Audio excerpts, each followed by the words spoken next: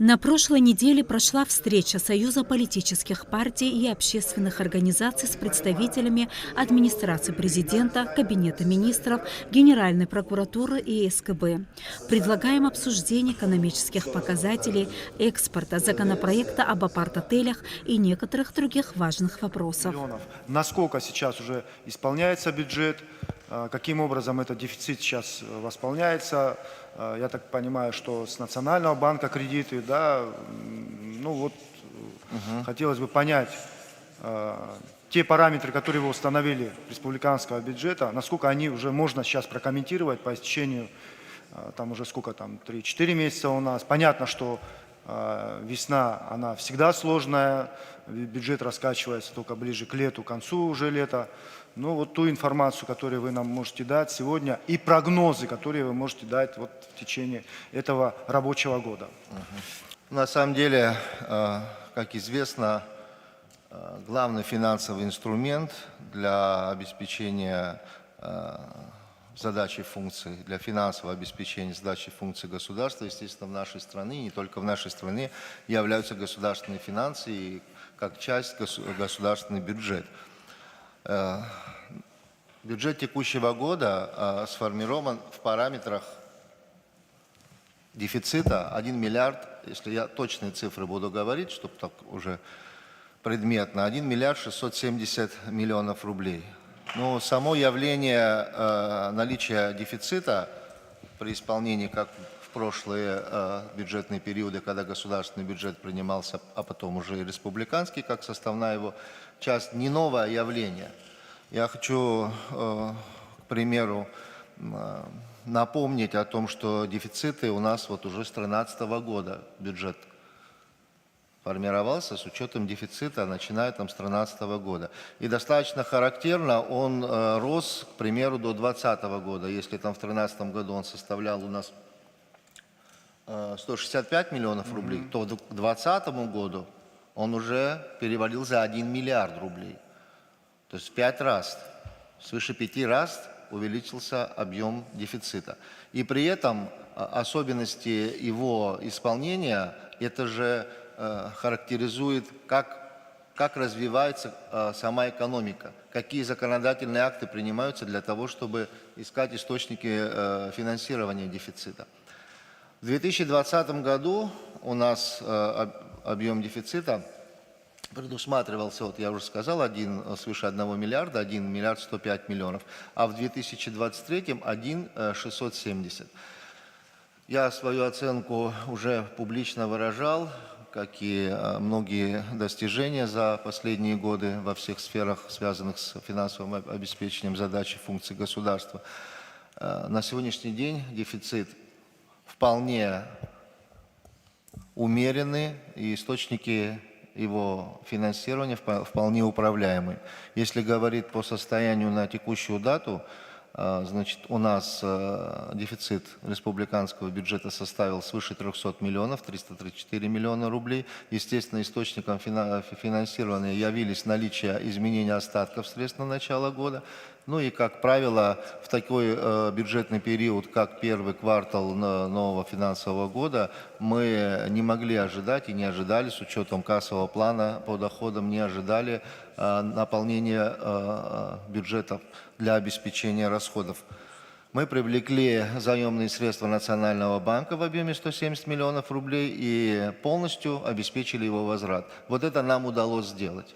Вот. Нам удалось сделать, мы сегодня идем достаточно стабильно. Но почему так произошло? Это охарактеризовалось тем, что расходные обязательства страны в первом квартале значительны, и они обеспечиваются, исходя из поступлений доходов. Ну, к примеру, могу сказать так, если условно, если на 2,4 миллиарда рублей в первом квартале расходные обязательства, 2 миллиарда рублей доходы. Соответственно, нужно обеспечивать покрытие этого дефицита.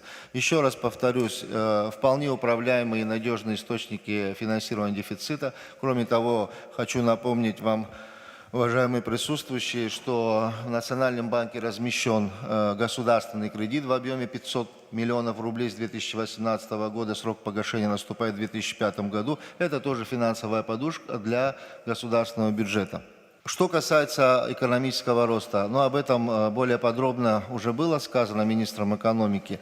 Но на самом деле, если брать такой отчетный период 19-22, объем производства товаров, работ и услуг 41,6 миллиардов рублей, а сейчас свыше 71 миллиарда рублей.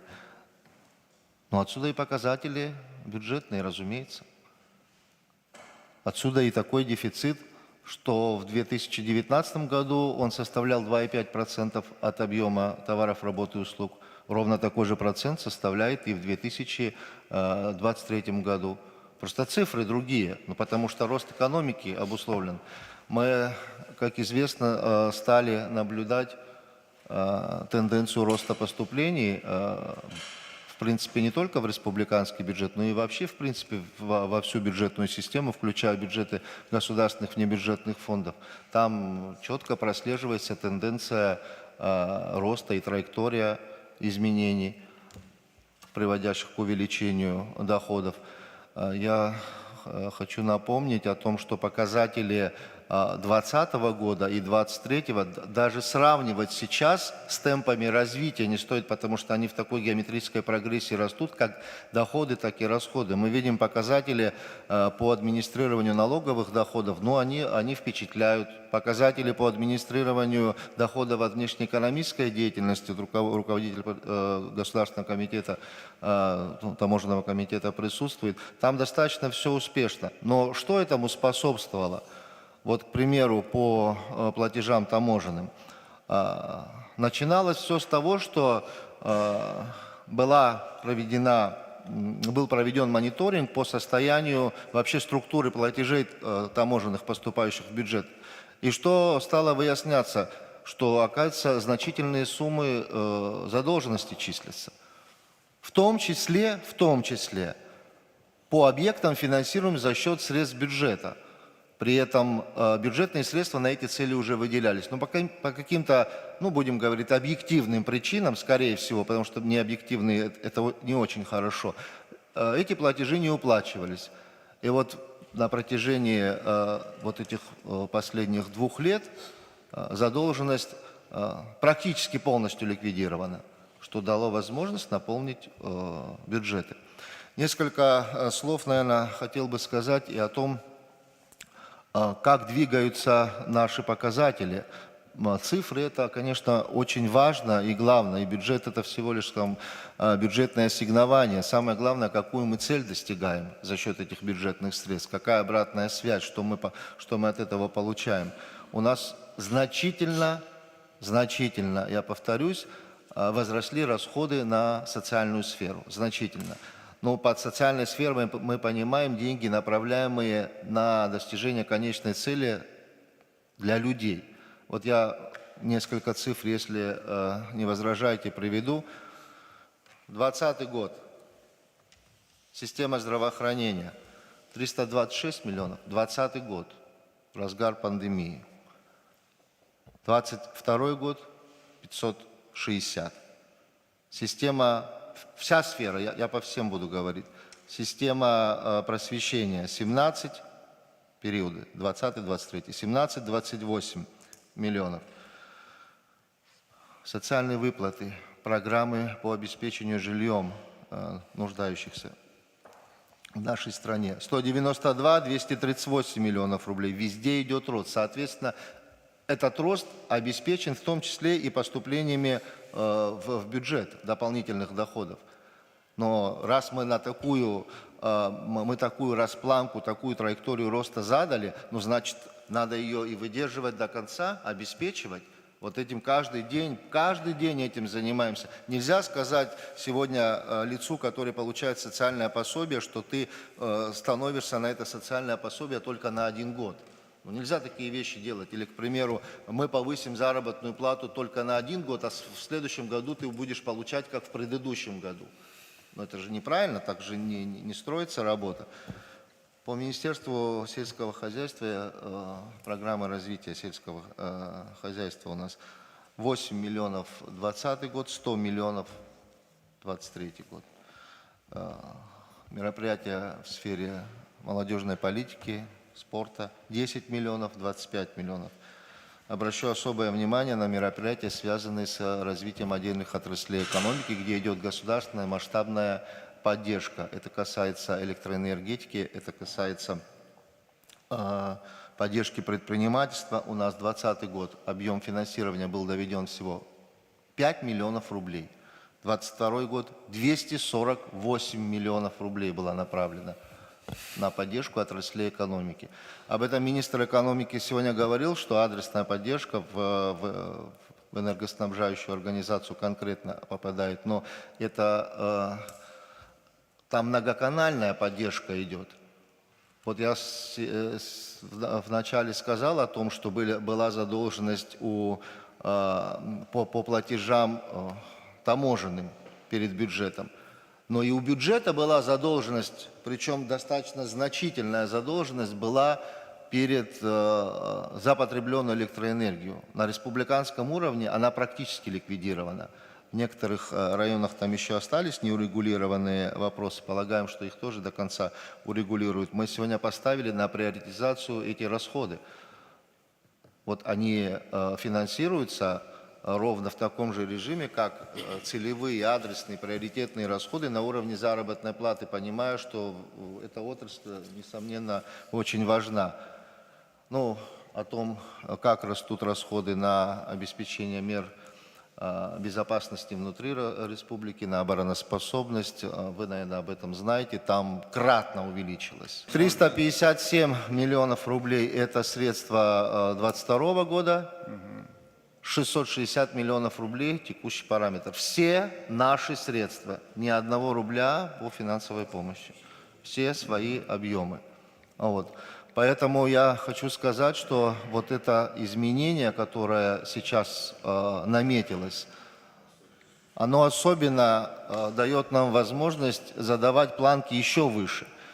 Поэтому бояться дефицита абсолютно не стоит. Но если формировать бездефицитный бюджет, это говорит о том, что да, нефинансируемых мандатов нет, законодательство, все обеспечено, финансируем. А если еще будет бездефицитный бюджет и еще, допустим, исполняться с профицитом, ну тогда возникнет такое мнение, либо предложение, а давайте, может, ставки налогов сократим, раз все равно поступает. Ну давайте там еще. Я еще хочу отметить роль и место в этом смысле, повторюсь, администраторов доходов. У нас на первом месте Министерство по налогам и сборам, на втором таможенный комитет, на третьем Министерство внутренних дел стоит. Причем рост на 10, на 20, на 30, на 40%, который мы наблюдаем там в определенные периоды финансового года, ну, он связан же в основном с чем? Законодательство в этой сфере особо не поменялось. Ну не то, что особо, именно законы вообще не поменялись. Ставки налогов остались те же, налоговые льготы остались те же. Все то же самое. Да? Владимир Ильич, Да. я так понимаю, что увеличивая дефицит, вы поднимаете планку свою. Мы То есть вы же ставим должны перед собой исполнять, задачу. И расходные обязательства, которые вы себе установили, вы их должны выполнить. Мы ставим, совершенно верно, мы ставим перед собой задачу. Ну можно остаться на этом. Можно было остаться на этом. Там вот дефицит у нас там в прошлом году 1,2 миллиарда рублей. В этом году 1,7 миллиардов. Это небольшой рост. Ну, оппоненты могут сказать, допустим, что это увеличение стоимости продуктов, там, питания, инфляция там, и так далее, и так далее. Ну, совершенно верно, и это тоже мы иногда слышим, но дело в том, что бюджет имеет две составляющие, как доходы, так и расходы. Бюджет в том числе тратит и на эти цели. Расходов же, раз стоимость товаров растет, но бюджет же тоже на это тратит. Сегодня по республиканскому уровню достигли вот в прошлом году 5 миллиардов собственные доходы. Ну, если там, к примеру, брать 2,9, это был 3,2, вернее, был 19 год, 5... Планка стояла 3,8, исполняли 3,2, Да, 3,2. я помню. 5,0 в 22 год. Причем, напомнить Это хочу, исполнение опять. Да, только факты я говорю, да, о фактах. Причем пандемийный год, вот он был такой вот масштабный. В пандемию ничего не останавливалось, все двигалось, и спортивно, и культурно, ну, в меру тех возможностей и ограничений, которые стояли. Поэтому я считаю, что сегодня, еще раз повторюсь, не надо снижать планку. Надо держаться. И еще раз повторюсь, 1 700 000 абсолютно не угрожающий показатель. И я убежден, что мы, как и в прошлом году, сможем найти источники его финансирования. 1,2 миллиарда рублей в прошлом году, результат 213 миллионов рублей профицит. 213 миллионов профицит. В текущем году полагаем, что приложим все усилия для того, чтобы обеспечить. Наличие дефицита – это же наличие обязательств перед страной, перед людьми. Да? Ну, к примеру... эти обязательства перед людьми, которые вы сказали, куда эти деньги идут? Просто конкретно, куда они идут? На медицинское обеспечение, на сферу образования? Сказал, вот, к примеру, люди, чем они почувствуют вот это вот увеличение? Ну, я вот приведу, наверное, еще раз примеры, да, темпы роста финансирования расходов на поддержку граждан в медицинском обеспечении. Ну, значительные. Вот, с 300 до 600 дошло. 560, извиняюсь. Социальное обеспечение 192, 238. Еще очень важную одну характерную особенность, я прошу прощения, это, наверное, тоже, на мой взгляд, очень важно. Наличие дефицита 1 миллиард 670 миллионов рублей, из которых 1 миллиард 644 направляется на сбалансированность местных бюджетов. Вот, на бюджетную обеспеченность наших местных бюджетов. Понимая, что районы наши – это опора экономического потенциала, именно оттуда вот этот драйвер развития, вот эта траектория роста оттуда идет. Я коротко скажу о достижениях в районах. В районах, это тоже очень важно. Гагарский район, 2020 год.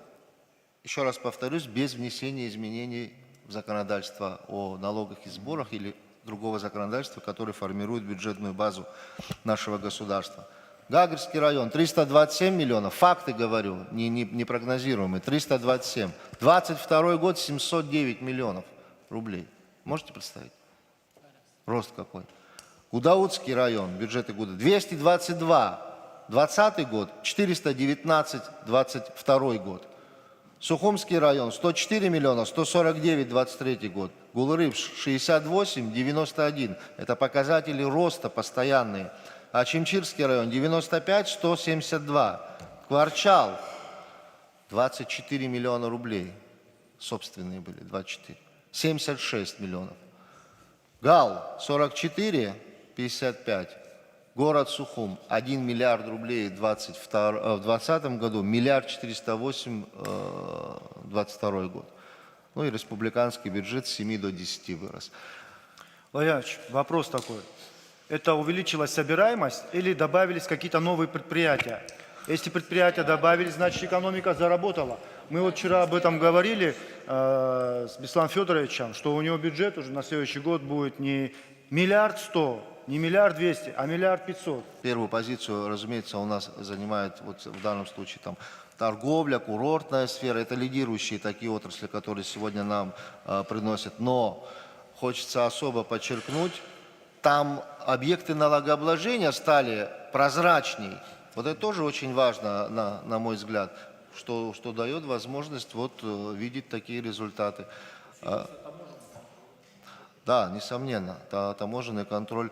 Дело в том, что, ну вот, к примеру, наши бюджетные показатели, в том числе мы по госпрограмме работаем, которая утверждена в 2022 году, там есть экономические показатели, бюджетные показатели, которые нам дают возможность при их достижении привлекать еще и бюджетные инвестиции в нашу страну. Мы получаем внешнюю оценку нашего бюджета на уровне очень-очень высоком. То есть параметры, которые заданы, к примеру, для достижения в 2025 году, мы их в 2022 уже достигли. Вот. Поэтому считаю, что здесь в отношении дефицита, конечно, не хотелось бы, чтобы он был не урегулирован, но мы все для этого сделали уже в первом квартале и, надеюсь, и дальше будем продолжать делать. Но Как уже здесь было сказано, если есть конкретные предложения, пожалуйста, мы ждем предложений, мы открыты публично для того, чтобы формировать новые источники бюджета, изменять их, для того, чтобы достигать задач и функций, которые стоят перед государством. Мы еще собственные средства государства тратим на бюджетные инвестиции, вот так называемые инвестиции в основной капитал, в увеличение стоимости имущества. В 2020 году направлено только республиканский уровень, там 111 миллионов рублей, 33 капитальных вложения было сделано в объекты строительства, реконструкции. 2021 год, несмотря на то, что пандемия активно еще у нас была распространена на территории, 58, 2022 год 109 объектов, соответственно 241 миллион, 346 миллионов рублей. Это объекты, которые сегодня находятся под финансированием республиканского бюджета, это объекты социальной сферы, культурной сферы, инфраструктурные объекты. Ну, вы, наверное, многие о них знаете, слышите. Поэтому, вот еще раз повторюсь, тенденция, задача, которая поставлена для достижения, которой нужны бюджетные средства, они используются, ищутся. В этом помогают все органы государственной власти. Вот только в таком, наверное, ключе стоит двигаться и развиваться. Бояться дефицита не стоит. Законопроект еще не направлен в парламент. Он получил широкий резонанс, обсуждается со всеми слоями общества. Мы видим, как вы его отрабатываете. Это вопрос о парт-отеле. Поэтому прокомментируйте, пожалуйста, два вопроса. Я думаю, что у наших коллег тоже будут дополнения к этому поводу. Они очень острые, поэтому давайте мы их отработаем. Многое мы говорили об этом законопроекте, объясняли, почему он необходим нам, объясняли, что у нас процесс строительства апартаментов в Абхазии фактически уже имеет место быть, и объекты строятся. При этом мы никак законодательно этот процесс не регулируем. Мы говорим, что это может привести к очень плохим последствиям, и предлагаем, соответственно, законопроект, который будет весь этот процесс регулировать. По-моему, даже наши политические оппоненты согласились с экономической целесообразностью, что это даст ощутимый эффект развитию экономики, туристической отрасли сельского хозяйства. По-моему, с этим даже уже никто не спорит. Весь вопрос упирается в так называемый риск угрозы демографическому балансу. На последнем совещании президент публично, достаточно подробно остановился на этом вопросе и изложил свое видение, концептуальное видение, которое заключается в следующем. Предлагается по итогам принятия данного законопроекта реализовать на территории Республики Абхазия строительство различных комплексов общим лимитом, так скажем, 30 тысяч апартаментов. То есть, грубо говоря, 30 тысяч номеров. Что, в свою очередь, приведет к созданию дополнительно в Абхазии к 60 тысяч койко-мест. Сегодня, к сожалению, у нас в Абхазии всего 38,5 тысяч койко-мест. Для сравнения, в ближайшем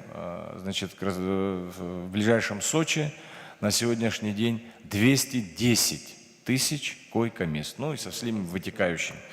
Вот. Я не буду углубляться в сравнительный анализ, мы об этом много очень говорили. Да, речь идет о строительстве 30 тысяч апартаментов в течение 10-12 лет.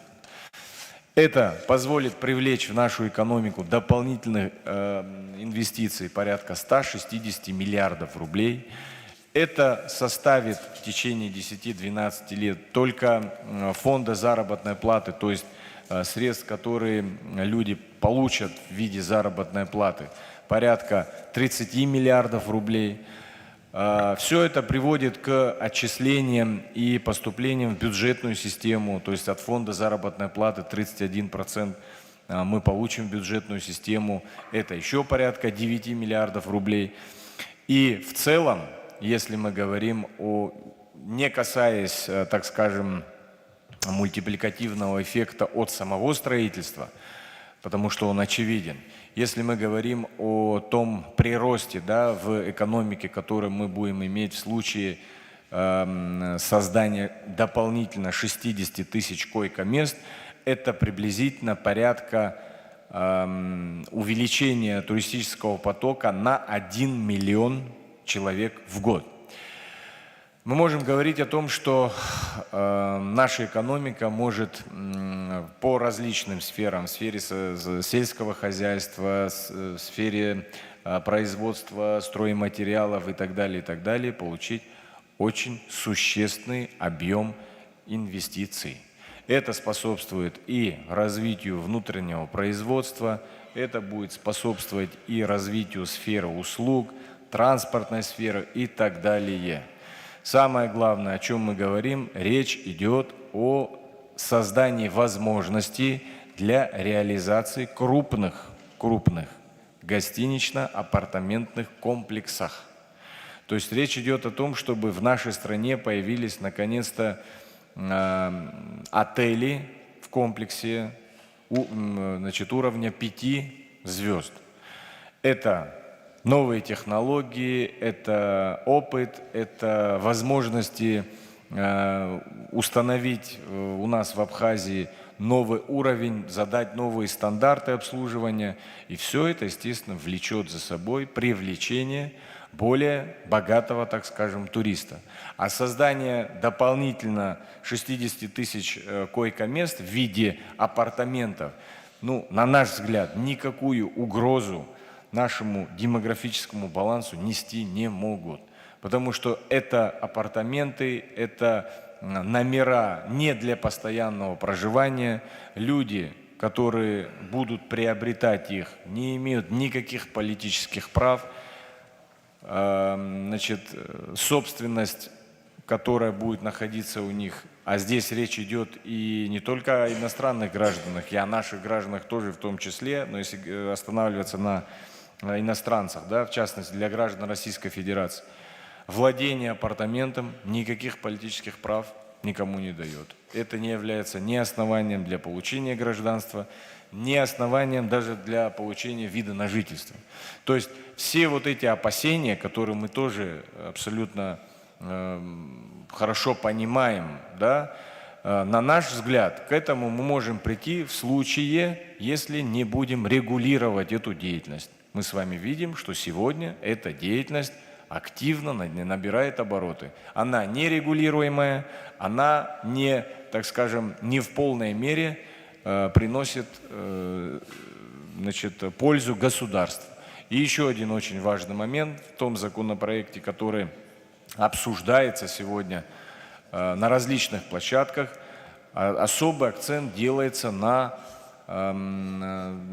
социальной составляющей. Предлагается ввести дополнительный вид налога, так называемый сбор с апартаментов, который целиком и полностью пойдет на решение жилищных вопросов отдельных категорий граждан нашей страны. Это серьезный вопрос, и вот те параметры, которые обозначены в течение 10-12 лет, позволят нам собрать огромную сумму для решения вот этих насущных проблем и всего, что с этим связано. Это, конечно же, и инфраструктурное обеспечение, и обеспечение непосредственно жилплощадью наших граждан, отдельных категорий граждан.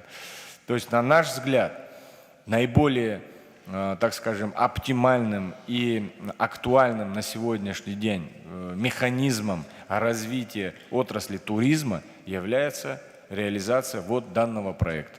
30 тысяч номеров будут распределены как по районам, так и зональность там будет обеспечена. Да. Предлагается И по годам. именно такой подход. И растянуто по годам. Да, совершенно верно. Прежде чем формировалось мнение по оценке законопроекта в органах госвласти, полагаю, с учетом темпов роста койко-мест и самих апартаментов, там по году свыше 500 миллионов рублей будет напрямую получать бюджет по году. Я хотел бы здесь особо отметить вот что. Дело в том, что это те налоги, которые мы сейчас на поверхности, те доходы в виде налоговых, да, мы, которые на поверхности видим. Но для таких случаев, как правило, есть еще и другие регулирующие механизмы, абсолютно справедливые. Там, которые не относятся к налоговым поступлениям, есть целевые сборы, особенные ставки налога на имущество, и так далее. То есть это все при таких обстоятельствах можно, естественно, посмотреть внимательно и извлечь из этого экономическую выгоду для государства. Более того, как сказал глава администрации президента о том, что мнение такое, да, и предложено это в проекте, что будет формироваться некий целевой, сбор, который будет направляться на достижение конкретных целей, улучшение жилищных условий наших граждан, строительства, и аналогичные расходы. Я коротко еще об этом хочу сказать. На сегодняшний день у нас на самом деле обстановка в этой сфере, с точки зрения экономики, сложилась следующая. Мы же все прекрасно наблюдаем, что у нас так называемая серая аренда, да, по сдаче жилой недвижимости в стране. Договоры не регистрируются, арендная плата не поступает, в том числе возвращаясь к отрасли энергетики. Там, где жилье сдается в аренду, соответственно, платежи за пользование электроэнергией уплачиваются никак по коммерческому тарифу и многое другое, подобные вещи. Дело в том, что это создание апарт-отелей, да, оно по сути это легализует в том числе и этот рынок аренды. Сегодня де-факто на территории Абхазии несколько тысяч находится иностранных граждан, да, которые уплачивают арендные платежи. Я еще раз вернусь, это с точки зрения экономической целесообразности, на которые никакие законы не распространяются, абсолютно. Они не уплачивают никакие налоги, ни налог на добавленную стоимость, ни на имущество, ничего. За редким исключением, если кто-то официально зарегистрирован в качестве лица, который сдает там свою квартиру в аренду. Это же тоже этап развития, это же тоже следующий шаг. Мы когда делали соответствующие расчеты, мы исходили непосредственно из количества номеров, о которых речь идет, и, условно говоря, определили средний уровень дохода. Но ведь это выглядит глобальнее. Есть инвестфаза, есть фаза эксплуатации. Есть факты, стимулирующие наличие предложения при возникновении повышенного спроса. То есть это и на этапе стройки уже будет оказывать серьезное стимулирующее воздействие. Это на производстве щебня, песка, каких-то других видов товаров, которые в республике можно производить. Дальше получит эффект развития других направлений, предложения потребительских товаров, продуктов питания и ряд других направлений. А привлечение такого количества туристов, безусловно, отразится на внешнеэкономической деятельности, услугах, товарообороте, производстве, связи.